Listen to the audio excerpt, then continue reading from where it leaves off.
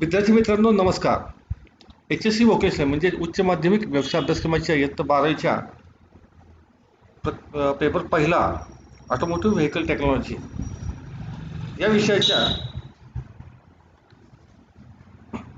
प्रकरण क्रमांक 2चा आज यावेळेस आपण अभ्यास करणार आहोत. मित्रांनो, आपण प्रकरण क्रमांक 1 मध्ये क्लच विषय अभ्यास केला. आपल्या सगळ्यांना माहिती आहे की वाहनाच्या ट्रान्समिशन सिस्टीम मध्ये क्लच नंतर येणारा जो महत्त्वाचा भाग आहे तो म्हणजे गिअरबॉक्स. आता वाहनावरचा जो गिअरबॉक्स जो आहे त्याचं काम काय आहे, तर इंजिनला उत्पादित केलेली शक्ती जशीच्या तशी आपण चाकांपर्यंत देऊ शकत नाही.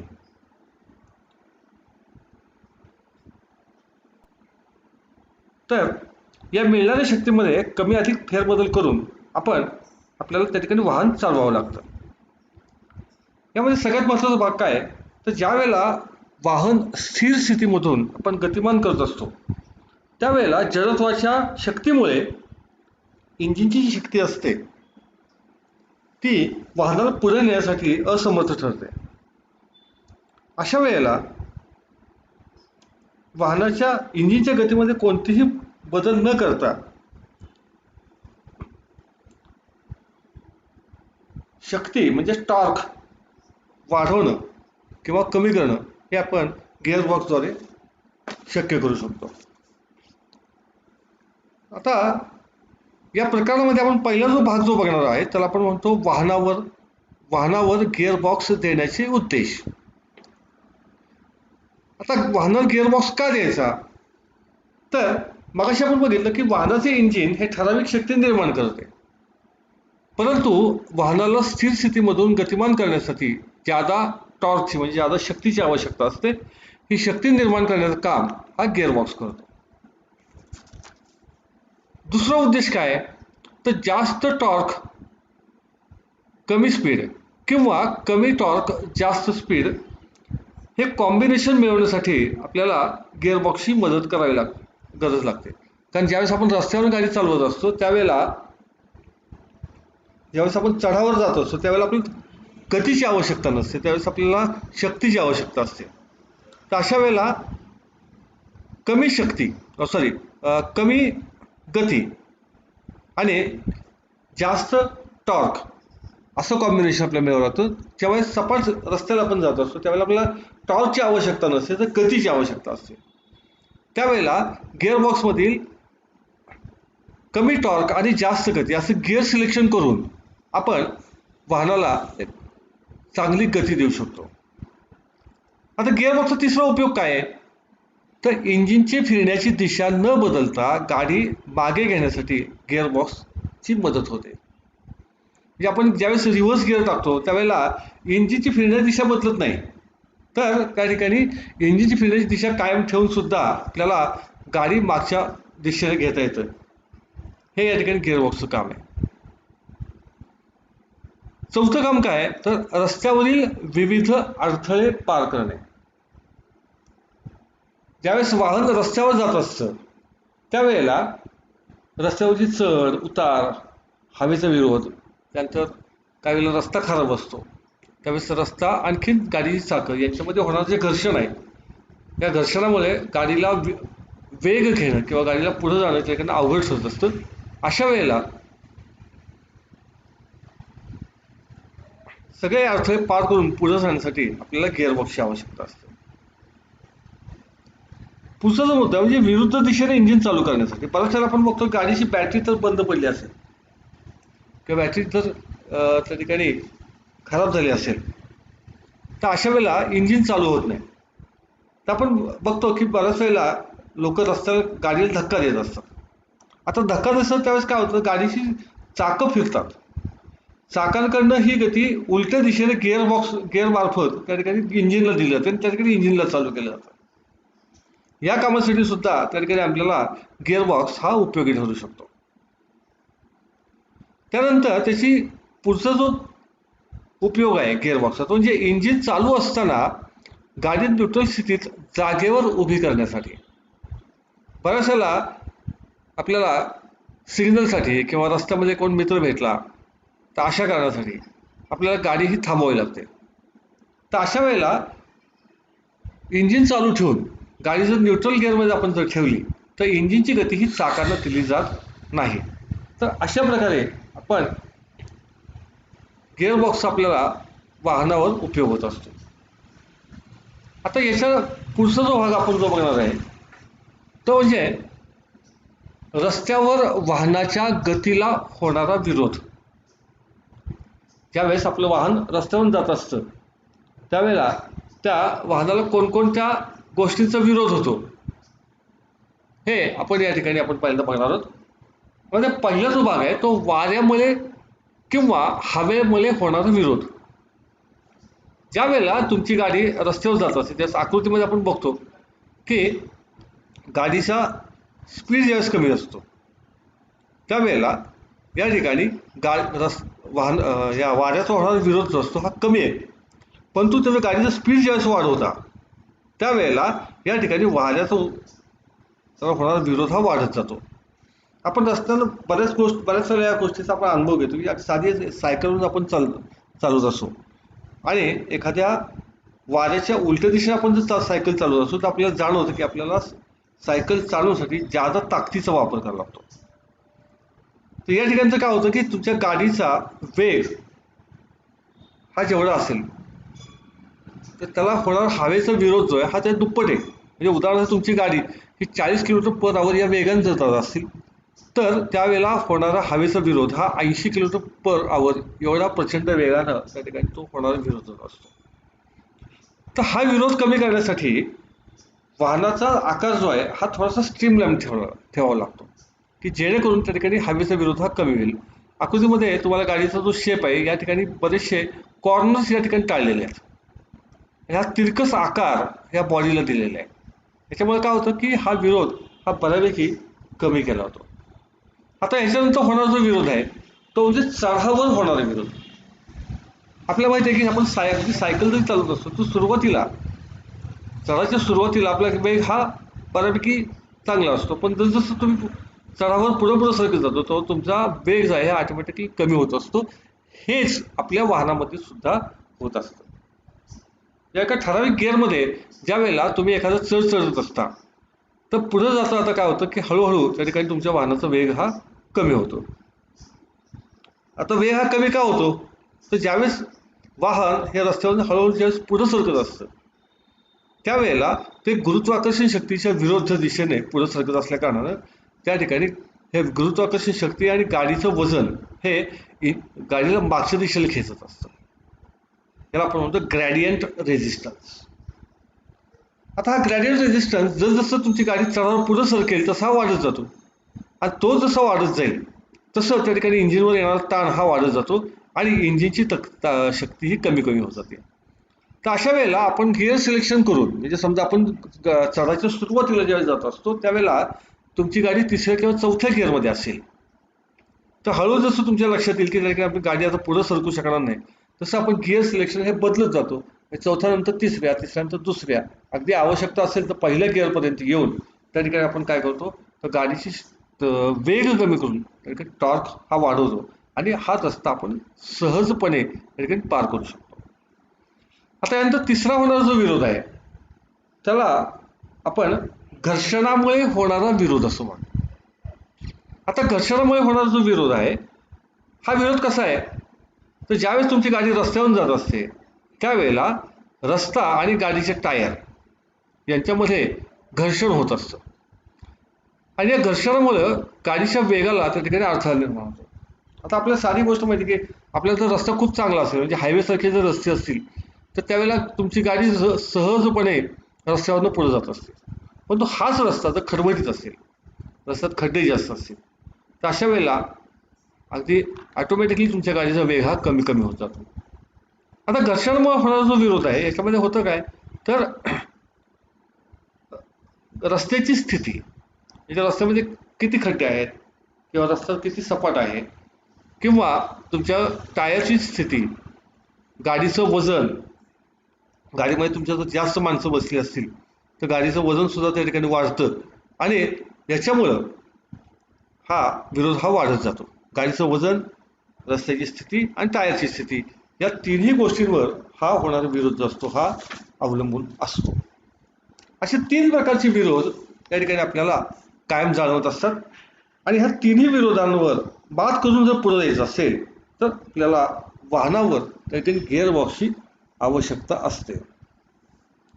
मित्रांनो, याच्यानंतर पुढे जे आपण शिकणार आहोत ते म्हणजे गिअरचे प्रकार. आता वाहनामध्ये साधारणतः 3 प्रकारचे गिअर वापरले जातात. पहिला जो प्रकार आहे तर आपण म्हणतो स्पर गिअर, दुसरा जो प्रकार आहे तर आपण म्हणतो हेलिकल गिअर आणि तिसरा जो प्रकार आहे तर आपण म्हणतो डबल हेलिकल गिअर. आता स्पर गिअर कशाला म्हणायचं तर आकृतीमध्ये या ठिकाणी हा स्पर गिअर तुम्हाला तिकडे दाखवलेला आहे. तर या स्पर गिअरमध्ये गिअरचे दाते जे असतात हे गिअर असाशी समांतर अशा पद्धतीने हे कट केलेले असतात, म्हणून या गिअरला आपण स्पर गिअर असं म्हणतो. आता हे स्पर गिअर ज्या गिअरबॉक्समध्ये वापरले असतात त्यावेळेला 2 स्पर गिअर ज्यावेळेस एकमेकाशी एंगेज होतात त्यावेळेला एका गिअरचा एक टीथ, त्याला आपण म्हणतो गिअर टीथ, तर एका गिअरचा एक टीथ हा दुसऱ्या गिअरच्या एकाच टीथच्या त्या ठिकाणी सान्निध्यात येत असल्या कारणानं त्या ठिकाणी ट्रान्समिशन करण्यासाठी हे टीथ जे असतात, गिअरचे दाते जे असतात हे आपल्याला खूप मजबूत असे बनवावे लागतात. आणि ते मजबूत बनवायचे असेल तर साहजिकच या ठिकाणी हा गिअर सुद्धा त्या ठिकाणी वजनाला मोठा बनवावा लागतो. सध्याच्या वाहनांमध्ये फर्स्ट गिअर आणि रिव्हर्स गिअर या गिअरसाठी आपण या ठिकाणी स्पर गिअरचा वापर करतो. स्पर गिअरचा फायदा एक चांगला असा आहे की स्पर गिअर हे चांगल्या प्रकारे टॉर्क ट्रान्समिट करतात. यानंतर दुसरा जो प्रकार आपण बघणार आहे त्याला आपण म्हणतो हेलिकल गिअर. आता हेलिक म्हणजे याला हा शब्द कशावरून आला तर हेलिक्स नावाच्या आळीवरून हा शब्द आलेला आहे. जे सरळ नाही आहे, तिरकस असं आहे, त्याला आपण हेलिक्स असं म्हणतो. आता या ठिकाणी बघाल की हे गिअरचे दाते जे असतात हे एका विशिष्ट कोनामध्ये या ठिकाणी कट केलेले आहेत. मग जे स्पर गिअरमध्ये बघितलं की ते गिअरचे दाते जे असतात ते गिअर असा समांतर अशा पद्धतीने कट केलेले आहेत. तर या ठिकाणी हे दाते जे असतात हे तिरकस आकाराच्या ठिकाणी कट केलेले असतात. या गिअरचं वैशिष्ट्य काय तर या गिअरच्या एका गिअरचे 3 ते 4 दाते एकाच वेळेला मेश होणाऱ्या गिअरच्या 3 ते 4 दात्यांशी त्या ठिकाणी मेश होत असतात. त्यामुळं याच्यामध्ये टॉर्क ट्रान्समिशन हे चांगल्या प्रकारे होतं. दुसरा फायदा असा की एकाच वेळेला 3 ते 4 गिअर दुसऱ्या गिअरच्या 3 ते 4 गिअरच्या सान्निध्यात येत असल्या कारणानं हे गिअरचे दाते हे मोठे आणि मजबूत हे बनवायला लागत नाहीत. त्यामुळे साहजिकच या ठिकाणी गिअरचा आकार जो आहे हा थोडासा लहान असला तरी चालण्यासारखा असतो. याचा दुसरा फायदा असा होतो की दोन्ही गिअरचे 3 ते 4 गिअर त्या सान्निध्यात येत असल्या कारणानं गिअर टॉर्क ट्रान्समिशन करताना त्या ठिकाणी कुठल्याही प्रकारचा आवाज सुद्धा त्या ठिकाणी निर्माण होत नाही. त्यामुळे सध्याच्या वाहनांमध्ये या गिअरचा वापर केला जातो. आता हेलिकल गिअर नंतर पुढे जे आपण बघणार आहे त्याला आपण म्हणतो डबल हेलिकल गिअर. आता डबल हेलिकल गिअर कशाला म्हणायचं तर ज्या गिअर्समध्ये त्याच्या परिघाच्या दोन्ही कडेने तिरकस काप करून त्याच्या रुंदीमध्ये हे गिअरचे दाते जुळलेले जातात. दोन्ही बाजूने तिरकसपणा असतो म्हणून याला डबल हेलिकल गिअर असे म्हणतो. म्हणजे जसं साधारणतः आपण केसांचं भांग पाडतो त्यावेळेला काही केस हे एका बाजूला तर काही केस हे दुसऱ्या बाजूला करतो आणि या मध्ये अशा प्रकारचा त्या ठिकाणी एक भाग तयार होतो, म्हणून याला डबल हेलिकल गिअर असं नाव दिलेलं आहे. साध्या हेलिकल गिअर किंवा स्पर गिअरपेक्षा चांगल्या प्रकारे टॉर्क ट्रान्समिशन करण्याकरता हे गिअर वापरले जातात. असे गिअरचे 3 प्रकार आपण गिअरबॉक्समध्ये वापरत असतो.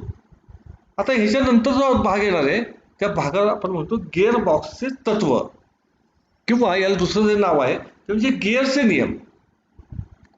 आता गिअरचे नियम काय काय आहेत बघा.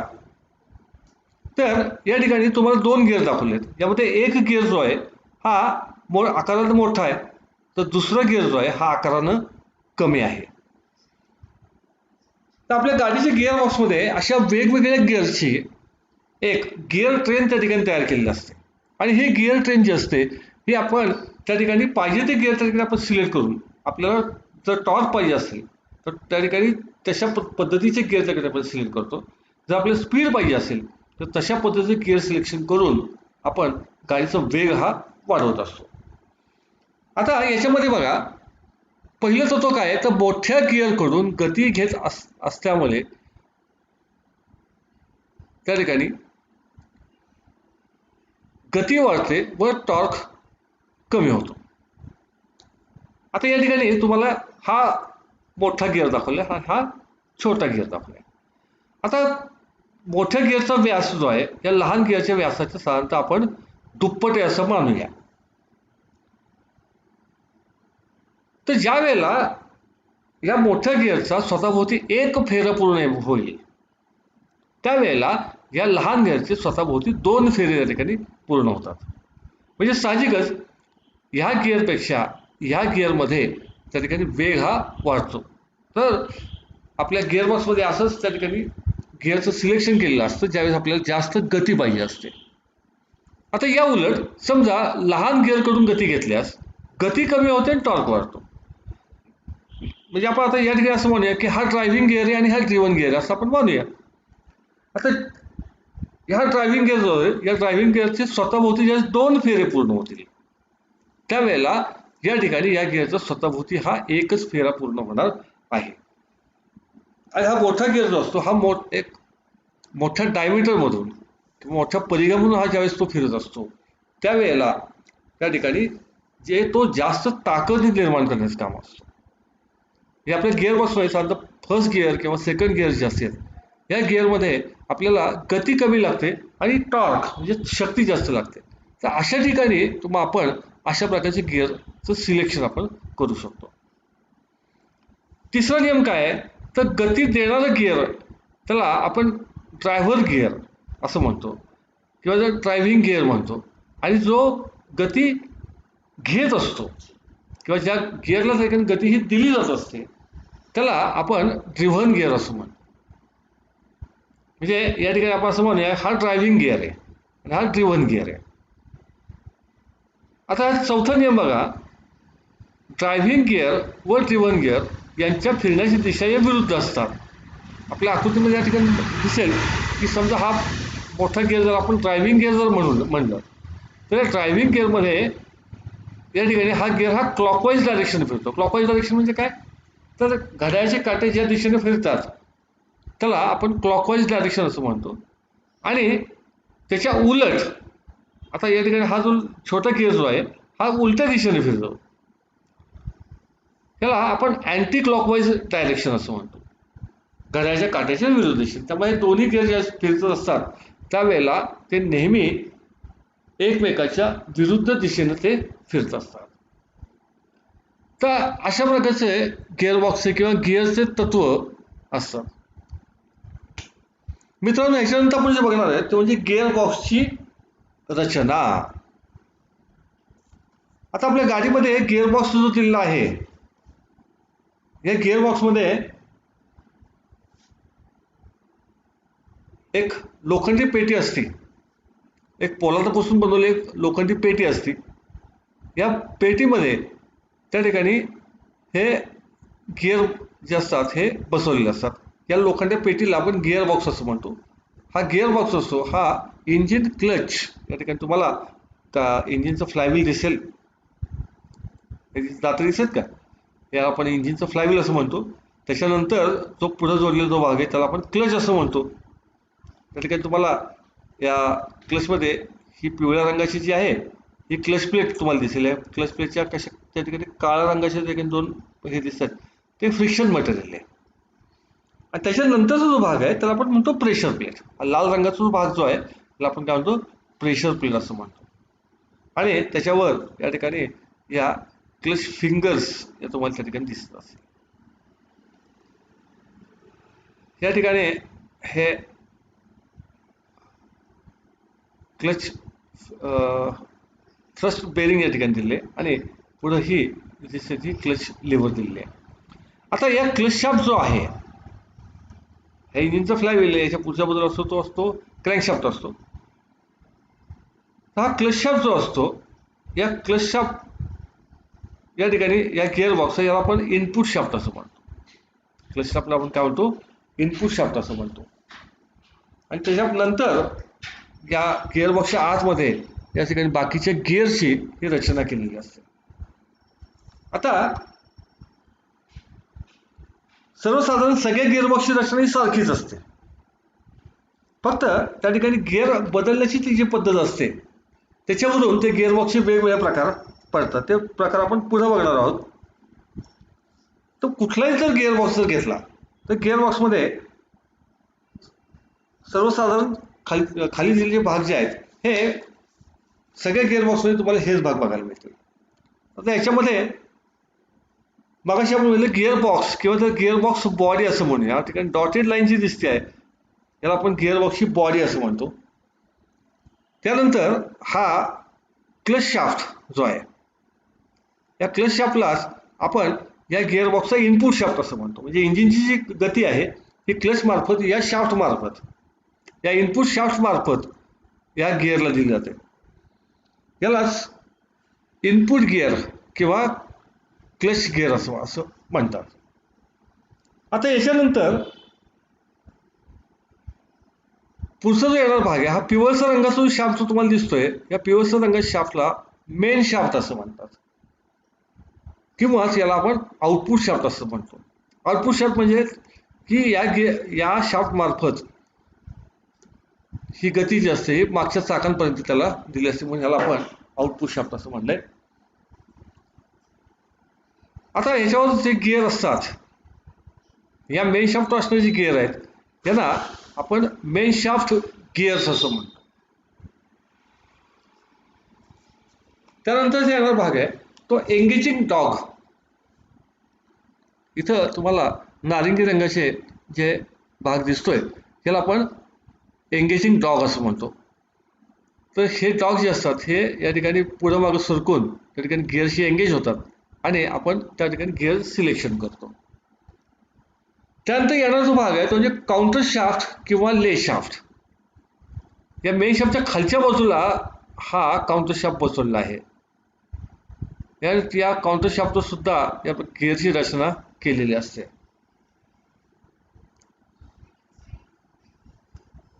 त्यानंतर या मेन शाफ्ट आणि ले शाफ्ट यांच्या दरम्यान एक शाफ्ट दिला असतो, आपण त्याला म्हणतो रिव्हर्स आयडल गिअर शाफ्ट. हा जो शाफ्ट आहे हा गिअर बॉक्समध्येच बसवलेला आहे आणि हा रिव्हर्सला आपण रिव्हर्स गिअर असं म्हणतो. आणि याच्यामध्ये वरच्या बाजूला ही जी दाणकी या ठिकाणी दिसत आहेत याला आपण शिफ्टिंग मेकॅनिझम असं म्हणतो. ज्या वेळेला गाडी तुम्ही चालवता त्यावेळेला त्या गिअर सिलेक्शन ज्या पद्धतीने करतो आपण, तर ते या शिफ्टिंग मेकॅनिझमच्या माध्यमातून आपण हे करत असतो. आता या गिअरबॉक्सची रचना कशी आहे तर मगाशी सांगितलं त्याप्रमाणे गिअरबॉक्स बॉडी किंवा याला आपण गिअरबॉक्स हाऊसिंग असं म्हणूया. याच्यामध्ये हा क्लच शाफ्ट, हा मेन शाफ्ट, हा काउंटर शाफ्ट हे सगळे बेरिंगच्या सहाय्याने बसवलेले असतात. हे तिन्ही शाफ्ट जे असतात या ठिकाणी हा क्लच शाफ्ट जो असतो इथं एक बेरिंग बसवले आणि त्या बेरिंगच्याच आतल्या बाजूला इथं एक त्या ठिकाणी ऑइल सिलेक्ट दिलेलं असतं की गिअरबॉक्समधलं ऑइल या ठिकाणी बाहेर पडलं म्हणून. आता काउंटर शाफ्ट जो आहे या काउंटर शाफ्ट हा दोन्ही बाजूला, या बाजूला आणि या बाजूला बेरिंगच्या सहाय्यानं या गिअरबॉक्समध्ये बसवलेला असतो. तर मेन शाफ्ट जो आहे तर मेन शाफ्टची ही एक बाजू जी आहे ही त्या ठिकाणी बेरिंगच्या सहाय्यानं या बॉडीमध्ये बसवलेली असते.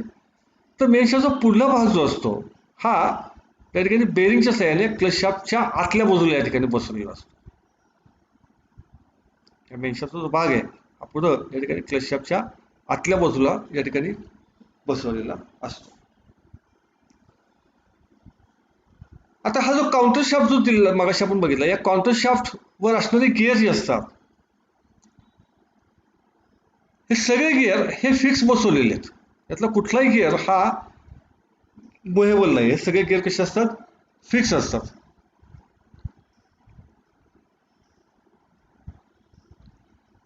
तसंच या काउंटर शाफ्टच्या वरच्या बाजूला जो मेन शाफ्ट जो दिलेला आहे, या मेन शाफ्ट वर त्या ठिकाणी तो गिअर बॉक्स किती गिअर्सचा आहे, किती फॉरवर्ड गिअरचा आहे.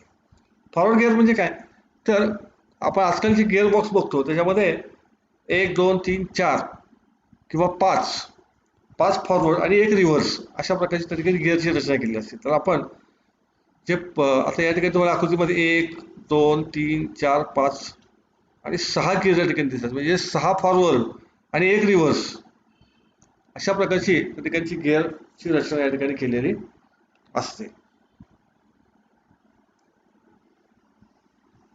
आता ज्या वेळेला हा क्लच एंगेज असतो त्यावेळेला इंजिनची जी शक्ती आहे ही शक्ती क्लच मार्फत या क्लच शाफ्टला दिली जाते आणि क्लच शाफ्टवर या ठिकाणी हा जो गिअर बसेल त्याला आपण क्लच शाफ्ट गिअर असं म्हणतो. हा क्लच शाफ्ट गिअर जो असतो हा काउंटर शाफ्ट गिअरची कायम मेश आहे. म्हणजे ज्यावेळी इंजिन चालू होतं त्यावेळेला क्लच शाफ्ट मार्फत आलेली जी गती असते ती ही काउंटर शाफ्टला दिली असते. तर काउंटर शाफ्टवरचे गिअर जे आहेत हे या ठिकाणी याच्या फिक्स असल्या कारणानं हा क्लच शाफ्ट गिअर फिरायला लागला की तो काय करतो, या काउंटर शाफ्ट गिअरला त्या ठिकाणी फिरवायला लागतो.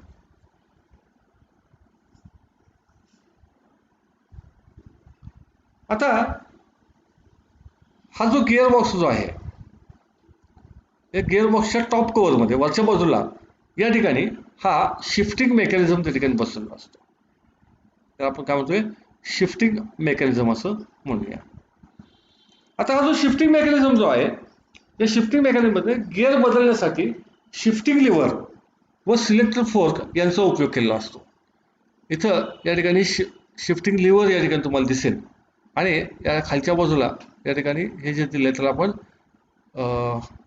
सिलेक्टर फोर्क असं आपण म्हणूया.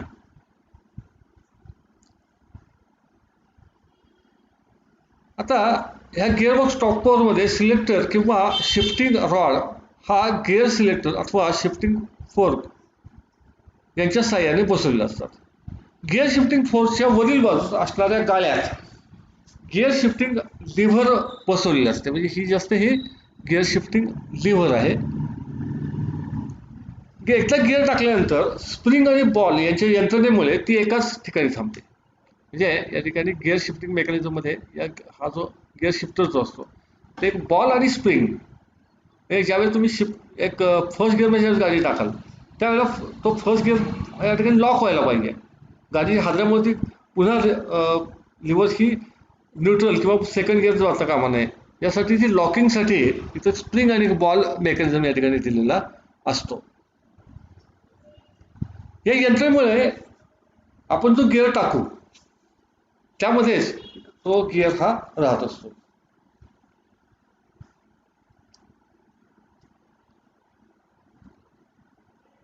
आता यामध्ये 2 प्रकार असतात. एक फ्लोअर गिअर मेकॅनिझम असतो आणि दुसरा जो असतो म्हणजे स्टिअरिंग कॉलम मेकॅनिझम. हा स्टिअरिंग कॉलम मेकॅनिझम जो आहे हा आजकालच्या काळामध्ये फारसा वापरला जात नाही, कारण त्याची यंत्रणा जी असते ती खूप किचकट असते. तर सध्याच्या वाहनांमध्ये या ठिकाणी अशा प्रकारचे जे आता तुम्हाला आकृतीमध्ये जे दाखवले आहे फ्लोअर गिअर मेकॅनिझम जो आहे अशा प्रकारच्या मेकॅनिझम या ठिकाणी दिलेला असतो.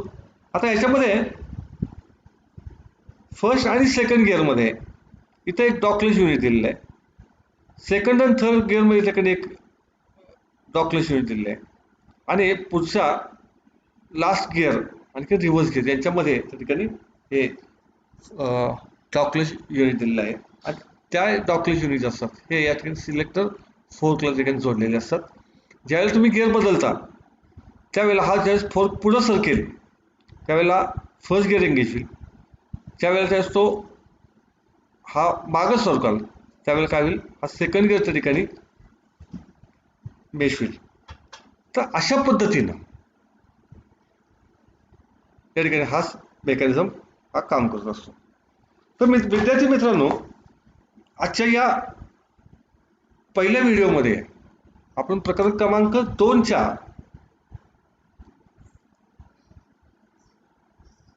गिअरबॉक्स मेकॅनिझममध्ये हा भाग आपण बघितला.